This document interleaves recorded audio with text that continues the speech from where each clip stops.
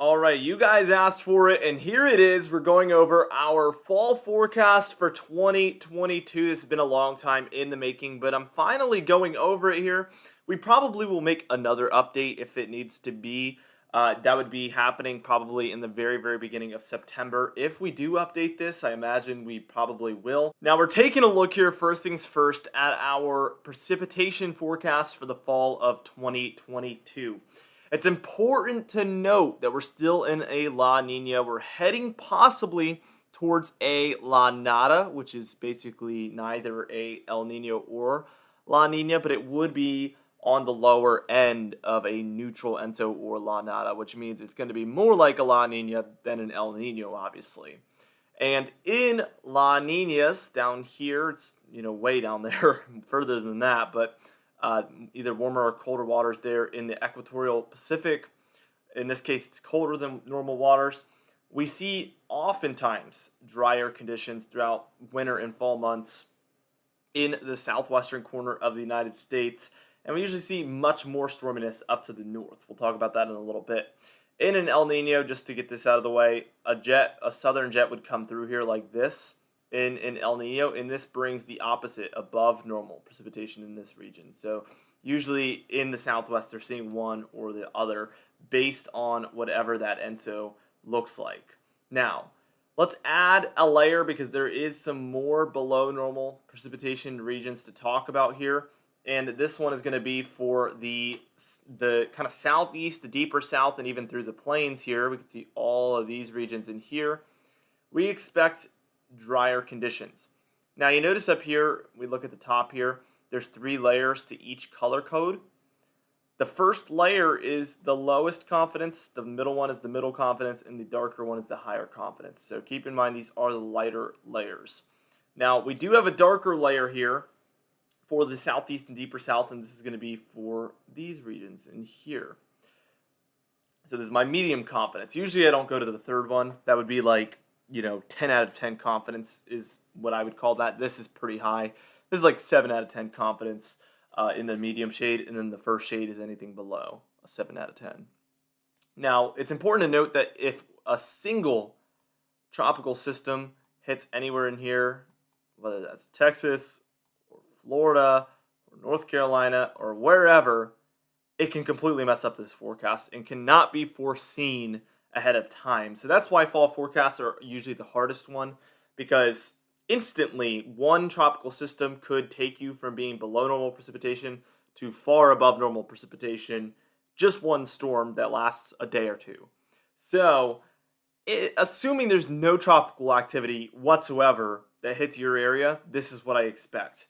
If, however, a tropical system does occur, well, you might see above normal precipitation. I'll just say that. Now, we do have some above normal precipitation expected. First off, primarily here for the Ohio Valley and the Great Lakes, as well as a bit of the Northeast. This is our first layer of green. We do expect some storminess to prevail in this region. I was kind of hoping that we would see this actually spread much further eastward. That doesn't seem to be the case, but this area really needs the precipitation. So I'm hoping that somehow you guys get above average precipitation here this upcoming fall. And by the way, the whole reason for these dry conditions is because in a La Nina, we do not see these offshore systems quite as much, the nor'easters that come up the coast. So that's why this area is in the southeast below normal, in the northeast near normal. I think there's a chance that we're going to see some systems come through like this, which would be called a Miller B nor'easter. And that would still bring you guys some precipitation, but obviously would not be impacting these regions. Hence why these areas have below normal precipitation and these areas do not. They have actually near normal precipitation expected. Hope that makes sense. Now, if you take your attention over here to the northwest, we can see there is above average precipitation expected for this region as well. Washington, Oregon, Idaho, Montana as well, all in this lighter shade of green. Again, in La Ninas, we see the precipitation hit this region. Usually we see a single jet that will rise up in here and kind of move down like this. And that's kind of the expectation for a lot of the storm tracks in here. So we see the storms hit these areas primarily. So we see these storms impact these regions, but not down here. So we see these areas not getting hit. We see these areas not getting hit. The southern United States really just misses out on a lot of precipitation in La Ninas, and I'm putting a check mark where we do see the precipitation hit. So hopefully that makes sense. In an El Nino, again, you get the southern jet moving kind of like this, plus a northern jet with less precipitation moving in sort of like this as well. Those oftentimes meet up in the wintertime and cause big snowstorms for the northeast. We haven't seen anything like that in quite a while, but that is what tends to happen from time to time. You'll notice that up here in the northwest as well, we do have a darker shade, so we do have some medium confidence in the above average precipitation for Oregon and Washington. This is very common in La Nina, one of the most dominant factors in La Ninas, so I am fairly confident in that occurring. Now let's go ahead and take a look at these temperatures that we're expecting. First off, slightly below normal temperatures here, or slight confidence in some below normal temperatures throughout all of these regions here for the north central United States, the Ohio Valley and Great Lakes, and then even the northeast here as well. That's where we expect the below normal temperatures. Again, that's our first shade, but we do have a medium shade here for some of the upper Midwest up here, some of the Great Lakes, as well as the interior northeastern United States. We have all of these areas expecting below normal temperatures. And again, this is my medium confidence region here. Now, we do have above normal temperatures expected, obviously, and that's going to be for a lot of the other regions that are not in the below normal temperatures. So for Washington, Oregon, Idaho, Montana, down through the rest of the Rockies, the Southwest, down through the South Central United States, and even up into the Southeast, we have above normal temperatures expected. Now, I will say when you have drier conditions, that means less cloudiness and less precipitation, which oftentimes means warmer temperatures compared to normal. So for these areas that are expecting dry conditions, this leads you to be a little bit more warm.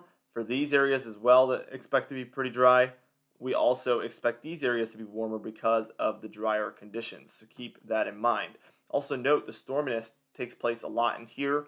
That's also contributing to some of the below normal temperatures as well. So the precipitation definitely influences the temperatures quite a bit, and that's something that definitely needs to be taken into consideration. Now, we do have some moderately above average temperatures expected for Washington, Oregon, Idaho, California, Nevada, Utah, down through Colorado, even into Arizona, New Mexico, and Texas there. So this is where we're even more confident in these above normal temperatures. So if you can't tell, we do expect a ridge in the west, trough in the east here based on these temperatures. So cold air coming from Canada and the Arctic regions down into the northeast, and then these warm temperatures rising up through the west. This is more common in La Nina for fall time based on my analogs. This is really just a couple things are pointing in this direction, honestly, based on how things have been as well. Positive PNA is just starting to prevail in the upcoming pattern according to model guidance, and it's been negative for quite a while. That also leads me to believe we will have a positive PNA trending for a while here in the fall time, which would be a lot of warm air out here, so a bubble of warm air out here. And what this does is it forces the cold air to head into the east, because the cold air can't, it's not going to push against this very, very warm air. It's going to fill in where there's, more neutral temperatures, and that's going to be here. So this is why we see this occur. Positive PNA. Hope that makes sense. You guys might have heard me talk about positive PNA before. You might have not. It's not too complicated. Basically, the only thing that means is warmer temperatures along the west coast of North America. Now, last but certainly not least, let's get into that overall forecast. You guys love this one. This is obviously a fan favorite. Throughout all of the seasonal and monthly forecasts, we're going to work our way from west to east just like always. Stormy in the northwest. Again, I talked about why. And then hot and dry in the southwest. I also talked about why. So the west is really impacted by the La Nina. It dictates whether the north or the southwest sees the precipitation. In this case, we're in a La Nina. Northwest gets the precipitation oftentimes, 9 times out of 10. Now, Rockies, we're going to see our typical fall time snow. This starts very, very early on in the season. We're going to see it whether it's warmer than normal, drier than normal, colder than normal, wetter than normal. It doesn't matter. You're going to see some snow in the Rockies during the fall. Quiet and dry for a lot of the plains just to the east of the Rockies. Maybe slightly below average temperatures and maybe slightly below average precipitation, but it's going to be very close to normal, and I think it's going to be quiet for the most part. Now, heat continues for the south central United States. Things are trending at this area, seeing warmer than normal conditions, maybe even pretty far above normal conditions. So I think it's going to be one of those falls that we see the summer kind of linger for this region for quite a while. Unfortunately for you guys, we see tropical activity possible along the entire coastline of the Gulf and up and down the southeast coast as well. No surprise there that tropical activity will be a threat. Now, we see colder late here for areas from the plains there in Kansas and Missouri and Arkansas, all the way up through the northern regions of the deeper South states. And then we see states like Virginia, North Carolina, West Virginia, up and down the mid-Atlantic, up into New England as well. We see this blue shade. Colder late means basically I expect that September might be a little bit of a warmer month compared to even what is normal. And October is a hit or miss month, but November actually looks like a very, very cold month compared to what's normal for November for the East, according to the models that I'm looking at. So I think colder later on is going to be a lot more likely. And I know what you're thinking, like, obviously it's going to be colder in November than September. But what I'm saying is even compared to what it typically would be in November, it's going to be colder than what is typical. And in September, I'm expecting it to be even warmer than what it would typically be. So it's going to be two extremes, basically. Cold at times for this purple region. September through November, we're going to see some cooler air start to be able to work its way into this region, in my opinion. So it's not really cold late. It's cold at times throughout the entire fall is going to be possible. Frigid air in the pink region up to the far north is going to be possible. Obviously, especially the later on in the fall, the more frigid it will be. But it does appear like some deeper cold will be able to work its way in throughout the later half of the fall time. And then last but not least, the white region there for the northeast in the mountains. Obviously, snowfall will be possible, especially later on in the fall for New England and the Adirondacks as well. So we're going to be watching for those things also. Anyway, guys, that's it for this fall forecast. You guys have been begging for it, and I'm finally bringing it. I'm sorry it took me so long, but I hope you enjoyed it. We're going to be coming out with our first frost, our fall foliage, all of those videos very, very soon. When to expect your first snowfall, all of that. I know those are fan favorites. We're going to be making those videos as well soon, so be on the lookout for those ones, as well as an updated winter forecast coming out soon. Thank you guys so much for watching, and I'll see you guys in the next video.